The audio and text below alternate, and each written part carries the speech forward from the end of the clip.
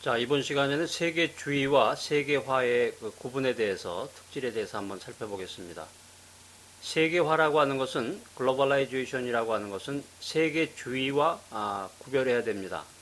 세계화와 세계주의는 근본적으로 다른 것입니다. 세계화와 세계주의는 오히려 상반된 관념이라고도 생각할 수 있는데, 왜냐하면 그 의미가 다르기 때문입니다. 세계주의가 이념적인 면에서 좌파적인 성격을 띠고 있다고 하면 세계화는 우파적인 성격을 띠고 있습니다. 세계주의가 윤리적이고 도덕적인 기초 위에 입각하고 있다고 이야기할 수 있다고 그러면 세계화는 비윤리적이고 비도덕적인 바탕 위에 놓여 있다고 설명할 수 있겠습니다.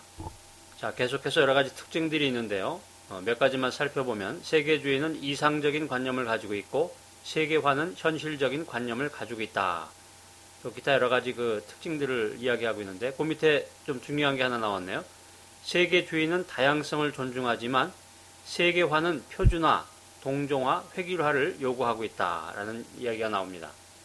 자, 그래서 여러분들이 이제 동영상 강의를 들으시다가 혹시 이제 메모를 하든지 그 내용 중에서 그 중요한 용어나 자세한 설명이 나오거나 아니면 제가 이제 전체 내용을 이야기하지 않고 중요한 내용만 여러분에게 간추려서 이야기하기 때문에 여러분들이 그 비디오 보실 때 순간 멈춤, 잠시 멈춤 기능을 사용하는 그 버튼을 밑에서 눌러주시면 잠시 눌러주셨다가 또 플레이를 누르면 이제 돌아가겠죠. 그 버튼을 잠시 버튼을 눌러주시면 화면이 정지되면서 여러분들이 자세한 그 전자칠판의 그 내용들을 여러분들이 그 판서식으로 여러분들이 참고하실 수 있으리라고 생각이 됩니다. 자, 그래서 계속해서 이제 세계화와 세계주의의 그 구분과 특징에 대해서 살펴보고 있는데요. 세계화는 경제적인 폐해라든가 사회적인 혼란, 환경적인 위기 등 여러 문제를 초래하고 또 세계주의의 정서를 파괴하는 경향이 있는데 비해서 진정한 의미의 세계주의는 이에 대처하는 유일한 무기라고 할 수 있는 것입니다. 세계주의라고 하는 것은 세계 모든 나라의 국민들이 하나로 뭉쳐서 일체감을 가지고 조화 속에서 생존해 가기를 바라는 관념을 이야기하는 것입니다. 유엔이 세계 평화를 위해서 창설된 것은 이 세계주의에 입각하고 있다라고 하는 것입니다. 그래서 피어슨 보고서에 보면 우리는 세계라고 하는 하나의 마을에 살고 있고 세계 공동체에 속해 있으므로 가지고 있는 국가들이 가지지 못한 나라들에게 경제적으로 지원하는 것이 좋다라는 그 주장을 하게 되는데 이러한 것이 세계주의라고 하는 것입니다. 또 이어서 등장하는 그 틴버겐이라고 하는 사람이 이야기한 개발도상국에 대한 원조 제공을 위해서 국제연대성의 원칙을 적용해야 된다라고 제언한 것도 세계주의를 드러낸 주장이라고 할 수 있겠습니다. 자, 자세한 설명을 여러분들이 그 전자칠판을 통해서 한번 살펴봐 주시기 바라고요. 그래서 세계주의는 도덕적이고 윤리적인 성격을 띠고 있다라고 하는 것입니다. 우리가 하나의 지구상에서 자연 환경이라든가 인간 정착 환경을 보존하면서 유엔의 깃발 밑에서 전쟁, 폭력, 공포, 약탈, 기아에서 벗어나서 평화롭게 살아가기를 바라는 그런 생각들은 세계주의를 표방한 것입니다.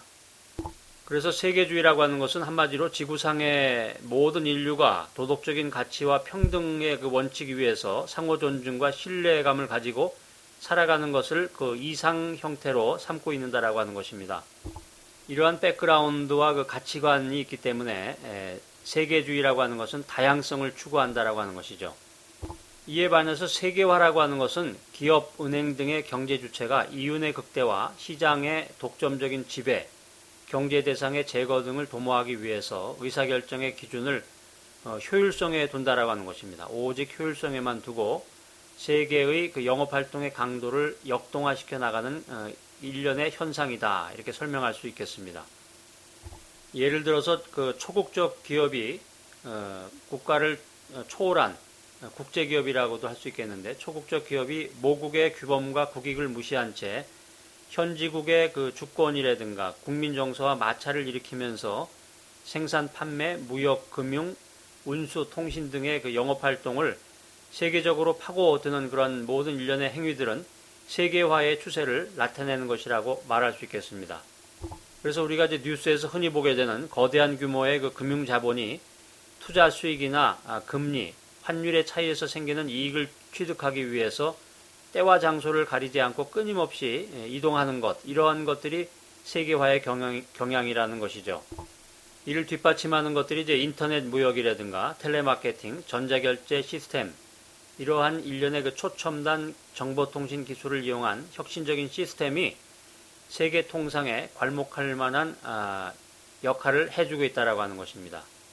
자, 이제 세계화의 그 나쁜 영향을 한번 나열해 봤는데요. 실업의 대량화라든가 생활 수준의 하락, 빈부격차의 확대, 기업의 합병 및 파산, 외국 자본의 횡포라든가 외국에 대한 종속성이 심화되고 국가 주권이 위축이 되고 문화적인 충격을 받게 되고 여러 가지 그런 부정적인 충격을 초래시킨다라고 하는 것입니다.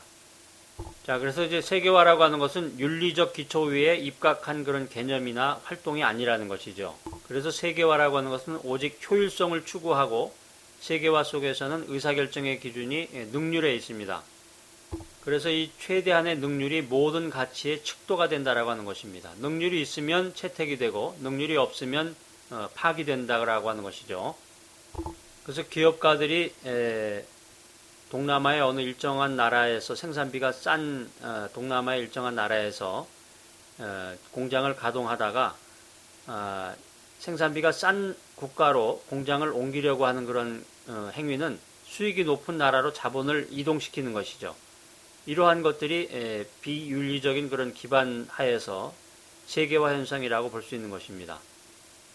그래서 세계화는 인간 사회와 경제 성장에 핵심적인 역할을 하는 시장을 중시한 신자유주의 이데올로기의 산물이라고도 평가되고 있습니다.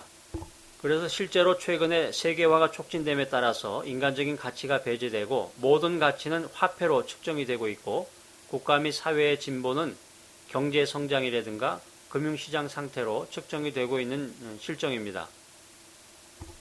자, 그래서 세계화는 국가 간, 기업 간, 계층 간의 무한 경쟁을 초래했다라고 하는 것입니다.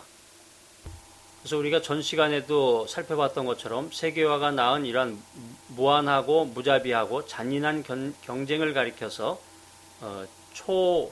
초이전 투구식 경쟁이다, 이렇게 부르는 사람이 등장했다라고 하는 것입니다.